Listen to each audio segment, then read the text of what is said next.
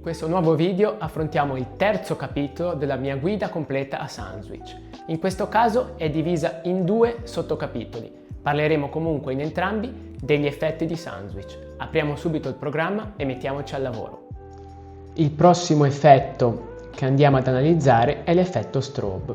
Selezioniamo sempre le tracce su cui vogliamo applicarlo, apriamo la paletta strobe e selezioniamo il primo, che è Periodic Strobe 4. Periodic Strobe 4, come chiarisce molto bene il nome, va a applicare un effetto stroboscopico ogni 4 battiti. Poi abbiamo lo Strobe Chase, che come tutti gli effetti di chasing va ad applicare un inseguimento dell'effetto strobo. Quindi, come potete vedere, la nostra fixture 1 nel battito 1 accende la strobo, poi la spegne e l'effetto strobo passa alla fixture 2. Come sempre lo vediamo meglio se lo applichiamo su una serie più ampia di luci e vediamo che l'effetto stroboscopico segue sempre questa diagonale sulla linea temporale, quindi all'impattare della nostra barra azzurra si accenderà in modalità strobo prima la fixture 1, poi passerà alla 2, poi alla 3, poi alla 4 e così via. L'effetto strobo ci permette di scegliere come sempre la durata temporale e anche la tipologia, quindi avanti o indietro. Poi abbiamo il random strobe, che va a applicare sempre in base alla durata che scegliamo noi un effetto random di strobo. Come vedete in questo caso la situazione è molto più dinamica. Poi abbiamo quello che è lo strobe generator. Lo strobe generator semplicemente ci dà un controllo puntuale su quello che vogliamo ottenere. Ci chiede per quanto tempo deve essere attivo l'effetto strobo e per quanto tempo o quanto deve essere distanziato un effetto dall'altro. Noi qua siamo andati a dire di attivarsi una volta ogni battito, lasciando però 4 barre di distanza tra uno e l'altro. Colgo l'occasione per farvi vedere anche quello che è il controllo strobe posto qua in alto, che semplicemente ci va a chiedere una frequenza di strobo d'ingresso dove 0% è totalmente spenta e 100% è la frequenza massima, e una frequenza di uscita. In questo caso noi andiamo a chiedere a partire dalla seconda barra di attivare le strobo circa al 50% della velocità per poi arrivare alla quarta barra al 90% della velocità. Clicchiamo su Apply e ci viene popolata questa barra strobo con l'effetto, con i parametri che abbiamo scelto. Andiamo a pulire i nostri effetti strobo e andiamo a vedere il prossimo effetto, che è l'effetto drops. L'effetto drops che cos'è? È una serie di preimpostazioni, sostanzialmente come sono tutti gli effetti, che ci permettono di andare a lavorare per quanto riguarda le parti di coro, quindi le main part, le parti di drop della canzone. Questo ci viene particolarmente utile negli autoscript, che andremo ad affrontare nel dettaglio successivamente, ma il funzionamento possiamo chiarirlo perfettamente anche all'interno di un autoloops. Vi chiedo per cortesia di immaginare che questa parte qua della traccia rappresenti la fase di build up, quindi la fase di crescita della tensione, di aggiunta della tensione nella canzone prima di arrivare al drop, quindi alla parte più ritmata.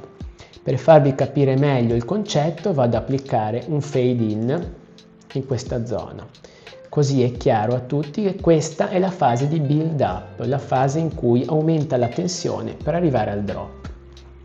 Andiamo poi a selezionare la nostra parte di drop e andiamo a applicare all'interno della main track, per esempio, quello che è un deep blue. Soundswitch ci avvisa che applicando questo effetto nella main track, finora l'abbiamo fatto all'interno delle tracce delle singole fixture, esso verrà applicato a tutte le tracce che sono all'interno. Gli diamo OK. In questo caso andiamo a vedere che il Deep Blue non è altro che un'attivazione al 100% di tutte le nostre luci, con un effetto stroboscopico e con una colorazione blu. Ve lo faccio vedere sulle singole tracce, a partire da metà della nostra barra temporale. Applichiamo Deep Blue, quindi noi arriviamo a questo punto, alla fine del build up, arriva il drop e il drop Deep Blue ci colora tutte le luci di blu acceso, fa partire la strobo e accende al massimo della potenza tutte le nostre luci. Ci sono diverse variazioni di drop, abbiamo il Firestorm che fa la stessa cosa in rosso, abbiamo il verde, abbiamo il magenta e abbiamo un effetto stroboscopico rainbow, ve lo faccio vedere con lo zoom al massimo. Sostanzialmente noi qua abbiamo un cambio di colore, diversi cambi di colore per ogni battito. Nel dettaglio questo qua, la selezione che sto facendo è un battito e come vedete abbiamo 2, 4, 6, 8, 10, 12, 14, 16 variazioni di colore per ogni battito. Questi qua sono gli effetti drop. In ugual misura abbiamo l'effetto build up, quindi lavoriamo sulla parte sinistra di questo ipotetico autoloops che rappresenta la nostra fase di build up. Selezioniamo queste tracce qua e andiamo ad applicare quello che è il primo effetto, che è Seeing Blue. Seeing Blue cosa fa? Sostanzialmente ci prepara al drop, andando a portare la luminosità dal 10 al 100% e la colorazione blu. Ci sono diverse variazioni di effetto build up, abbiamo Night Light, Out of Space, sostanzialmente sono tutte le stesse variazioni con dei colori diversi. E poi abbiamo il random.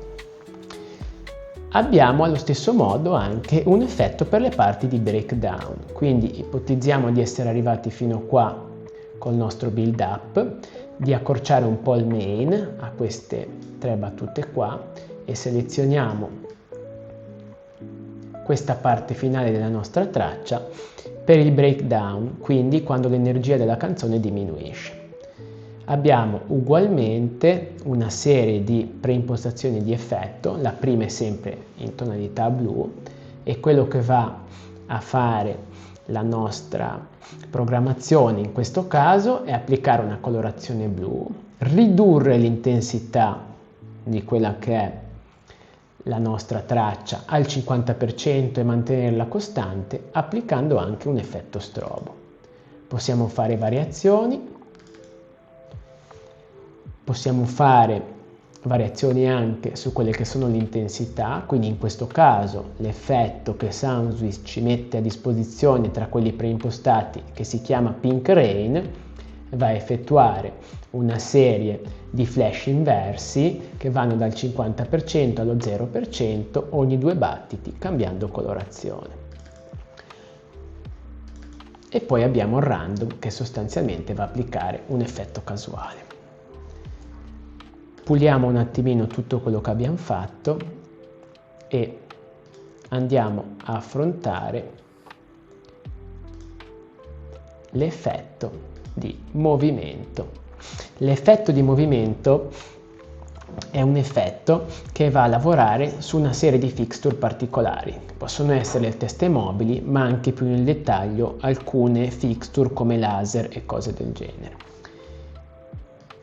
Sostanzialmente, senza entrare troppo nel dettaglio, perché senza avere la fixture davanti è un po' difficile capirne il funzionamento, quello che voglio farvi vedere è che selezionando le nostre tracce abbiamo a disposizione tutta una serie di effetti, per esempio il cerchio, lo scan orizzontale, lo scan verticale, l'ovale, triplo 8, quadrato.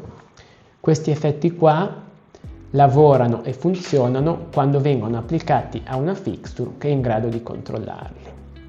Con l'effetto movimento chiudiamo il capitolo effetti di Soundswitch e possiamo spostarci su un nuovo argomento. Questo video termina qua, spero vi sia piaciuto. Se avete domande o richieste fatemele sapere nei commenti direttamente su YouTube, risponderò a ognuna di esse. Vi invito a guardare il prossimo video della guida completa a Soundswitch.